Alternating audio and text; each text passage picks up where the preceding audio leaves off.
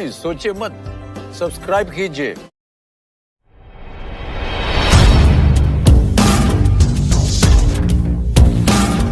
सीमा कोई भी हो, चाहे वो भारत चीन सीमा हो या फिर भारत पाकिस्तान बॉर्डर हो, भारतीय सेना दुश्मनों के दांत खट्टे करने के लिए 365 दिन तत्पर रहती है। प्यारी समझ गई। भारत और चीन के बीच जो अप्रैल 2020 से तनाव चल रहा है, उस पे एक बार भी संसद में चर्चा नहीं हुई। हमारे जो जांबाज सिपाही हैं, वो चीन का मुंह तोड़ जवाब दे रहे हैं, चाहे गलवान हो चाहे यांगसी हो। पर चीन की मंशा क्या है, चीन क्यों तनाव बढ़ा रहा है सरहद के ऊपर, इसके लिए संसद में एक व्यापक चर्चा की जरूरत। क्या बात है सर, क्या बात है सर, क्या बात, ये बात है सुधांशु जी। लेकिन मुझे अपने प्रश्न का अभी तक जवाब नहीं मिला, इसीलिए दोबारा आपसे पूछ रही हूँ। एलएसी को रिजॉल्व करने के लिए, जैसा कि जनरल मलिक भी कह रहे थे, उसको नक्शे पर पूरी तरह से डिमार्केट करने के लिए 8 साल से आप सरकार में आप है ना सर? अभी मजा आएगा ना भिड़ो। आज तक 62 की वॉर के बाद चाइना ने कभी भी कोई भी एक स्टेप पीछे नहीं किया। और दूसरा, मोदी जी के जमाने में चाइना ने पहली बार ये एक्सेप्ट किया आफ्टर वियतनाम वॉर कहीं भी कि उसकी सेना पीछे हटी।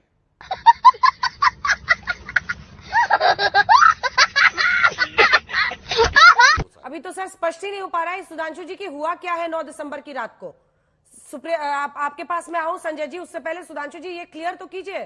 सेना ने हमें बताया कि 300 सैनिक अचानक 17,000 किलोमीटर की ऊंचाई पर जो ये वहां पर पोस्ट है उसको ब्रेक डाउन करने के लिए, तोड़ने के लिए वहां पर 300 सैनिक पहुंचे। ठीक है, उसको वहां से खदेड़ दिया। अब आप ये स्पष्ट बताइए कि भारतीय सेना ने चीनी सेना को खदेड़ा, या जैसा पीएलए कह रही है कि चीनी सेना ने घुसपैठ की है, क्या हुआ है? हुआ क्या है?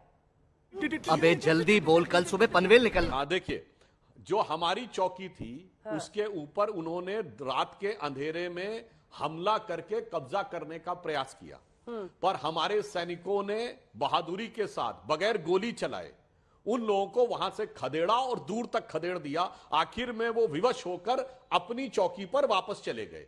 यह स्थिति हुई और इसमें हमारे 6 सैनिक घायल हुए, परंतु हमारा कोई सैनिक मारा नहीं गया, मृत्यु नहीं हुई और कोई गंभीर रूप से घायल नहीं हुआ। मतलब गंभीर रूप से घायल हो मतलब किसी को कोई फ्रैक्चर या इस ढंग की चीज नहीं हुई।